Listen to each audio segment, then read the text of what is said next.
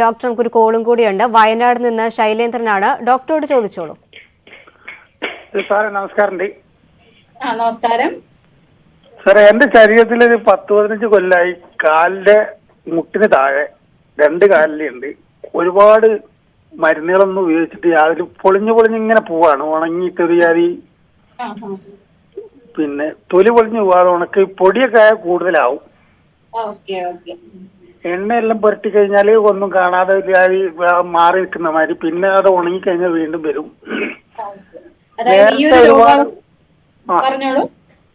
നേരത്തെ ഒരുപാട് കാലം മുമ്പ് ഉണ്ടായിട്ട് പിന്നീട് ഞാൻ ഈ പ്രോട്ടീൻ പൗഡറും വേറെ സാൽമൻ ഒമേഗ എന്നൊക്കെ പറഞ്ഞ ഗുളികകൾ ഈ മറ്റേ ആംബിയന്റ് കിട്ടിക്കൊണ്ടിരുന്ന കാലത്ത് ഉപയോഗിച്ചപ്പോൾ ഒരുപാട് കുറഞ്ഞിട്ട് ഒരു പോയിന്റായി വന്നിട്ട് പിന്നെ അത് രണ്ടാമത് കിട്ടാണ്ടായി. പിന്നെ അത് കൂടുതലായിട്ട് യൂസ് ചെയ്തു. പിന്നെ കണ്ടമാനം കാലം മുതൽ വളരെയാണ് ഇപ്പൊ കൂടുന്നുണ്ട്. ഓക്കെ, അതായത് ഈ ഒരു രോഗത്തിന്റെ പ്രത്യേകത എന്ന് പറഞ്ഞാല് രോഗം നമുക്ക് നിയന്ത്രണ വിധേയമാക്കാൻ പറ്റും.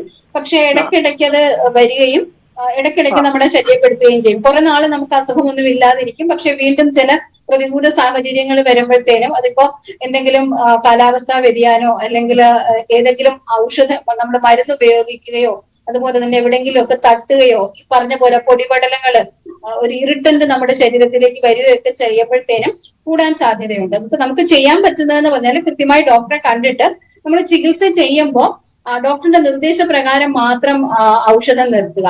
കുറച്ചധികം നാളെ നമ്മൾ കഴിക്കേണ്ടി വരും. ഏത് സിസ്റ്റം ആയാലും. ഞാൻ ആയുർവേദ ഡോക്ടർ ആയതുകൊണ്ട് സാധാരണ നമ്മുടെ ചികിത്സ എന്ന് പറയുന്നത് ഈ ഭാഗം നമ്മൾ ഔഷധ ജലം ഉപയോഗിച്ച് കൃത്യമായി കഴുകി വൃത്തിയാക്കി ഈർപ്പം മാറ്റിയതിനു ശേഷം വെട്പാല എന്ന് പറയുന്ന ഒരു ചെറിയ രീതിയിലൊക്കെ ഉള്ള ലീഷൻസ് ആണെങ്കിൽ പുറമേയുള്ള ടോപ്പിക്കൽ ആപ്ലിക്കേഷൻസ് വെട്പാല എന്ന് പറയുന്ന ഒരു ഔഷധം, അതായത് അത് തൈല രൂപത്തിൽ കൊടുക്കുകയാണ് ചെയ്യുന്നത്.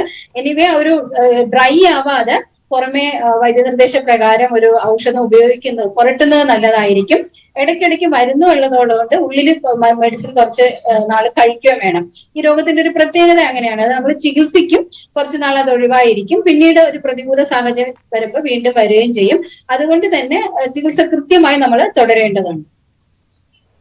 ശരി ഡോക്ടർ, ഈ സോറിയാസിസ് ആദ്യം ഏതെങ്കിലും ശരീരത്തിന്റെ ഏതെങ്കിലും സ്കിന്നിലെ ചെറിയ പാടുകളായിട്ട് വരുന്നു, പിന്നീട് ശരീരത്തിന്റെ പല ഭാഗങ്ങളിലേക്കും വ്യാപിക്കുന്ന ഒരു സാഹചര്യത്തിലൊക്കെ എത്തും.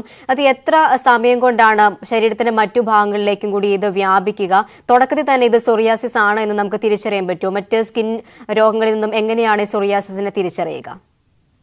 ലക്ഷണങ്ങൾ കൊണ്ട് തന്നെയാണ് നമ്മൾ സോറിയാസിസ് തിരിച്ചറിയുന്നത്. നേരത്തെ സൂചിപ്പിച്ചതുപോലെ ഇത് സാധാരണ ഒരു ഇൻഫെക്റ്റീവ് ആയിട്ടുള്ള സ്കിൻ ലീഷൻ ആയിരിക്കില്ല. നമ്മള് ഒരു ചെറിയ ലീഷൻ വന്നാൽ തന്നെ അത് നമ്മൾ കൈകൊണ്ട് ചുരണ്ടുകയോ അല്ലെങ്കിൽ നമ്മൾ ഇളക്കാൻ നോക്കുകയോ ഒക്കെ ചെയ്യുമ്പോൾ വീണ്ടും വീണ്ടും കൂടുകയായിരിക്കും അത് ചെയ്യുന്നത്. മാത്രമല്ല പാളിയായിട്ട് സ്കിന്നിന്റെ ലെയേഴ്സ് ഉണ്ടായിരിക്കും. അതായത് നമുക്ക് പലപ്പോഴും സംശയം വരാൻ സാധ്യതയുള്ളത് മാലിഗ്നൻസി വല്ലതാണോ എന്നാണ്. അതിന് നമ്മൾ സ്കിൻ ബയോപ്സി ഒക്കെ ചെയ്ത് നോക്കിയിട്ട് അതല്ല എന്ന് ഉറപ്പ് വരുത്തണം. പിന്നീട് അതിന്റെ ഒരു നേരത്തെ ചോദിച്ച ചോദ്യത്തിന്റെ ഉത്തരമായിട്ട്, അതായത് എത്ര പെട്ടെന്ന് അത് മറ്റു ഭാഗങ്ങളിലേക്കൊക്കെ വരുന്നു എന്നുള്ളത് ഒരു പേഴ്സണലൈസ്ഡ് ആണ്. ഓരോ വ്യക്തിക്കും ഓരോ രീതിയിലായിരിക്കും. ചിലപ്പോൾ അത് 1-2 ലീഷൻ ശരീരത്തിന്റെ ഏതെങ്കിലും ഭാഗത്ത് വന്നിട്ട് കുറെ നാള് വേറെ മറ്റ് ലീഷൻസ് ഒന്നും വരാതിരിക്കും. മറ്റെന്തെങ്കിലും പ്രതികൂല സാഹചര്യം, ഞാൻ നേരത്തെ സൂചിപ്പിച്ചതുപോലെ നമ്മുടെ ഇമ്മ്യൂൺ സിസ്റ്റത്തിൽ തന്നെ നമ്മുടെ ഈ ശ്വേതരക്താണുക്കളിലെ ഒരു ടൈപ്പ് ഓഫ് സെൽസ് അത് ഏതെങ്കിലും കാരണത്താൽ ട്രിഗേർഡ് ആകുമ്പോഴത്തേനും ആ സെൽസ് ആണ് പെട്ടെന്ന്, അതായത് ഈ ഒരു പ്രോളിഫറേഷൻ കൂടുതൽ ശരീരഭാഗത്തേക്കൊക്കെ ബാധിക്കാനൊക്കെ കാരണമാകുന്നത്. അപ്പൊ അതുകൊണ്ട് തന്നെ നേരത്തെ സൂചിപ്പിച്ച എന്തെങ്കിലും ട്രിഗറിങ് ഫാക്ടേഴ്സ് ഉണ്ടെങ്കിൽ, പൊതുവെ സോറിയാറ്റിക് രോഗികൾക്ക് സാധാരണ ഒരു മാനസിക സ്ട്രെസ് ഉണ്ടായിരിക്കും. ആ സ്ട്രെസ് കൂടുന്ന ഒരു സാഹചര്യം ഈ രോഗാവസ്ഥ കൊണ്ട് തന്നെ അല്ലാതെ മറ്റെന്തെങ്കിലും കാരണം കൊണ്ട് സ്ട്രെസ് കൂടുകയോ പിന്നെ എന്തെങ്കിലും ഇപ്പോ ഹൈപ്പർ ടെൻഷൻ ഒക്കെ ഉള്ള ചില മെഡിസിൻസ് ഒക്കെ അതും സോറിയാസിസ് ലീഷൻ വർദ്ധിപ്പിക്കാൻ സാധ്യതയുണ്ട്.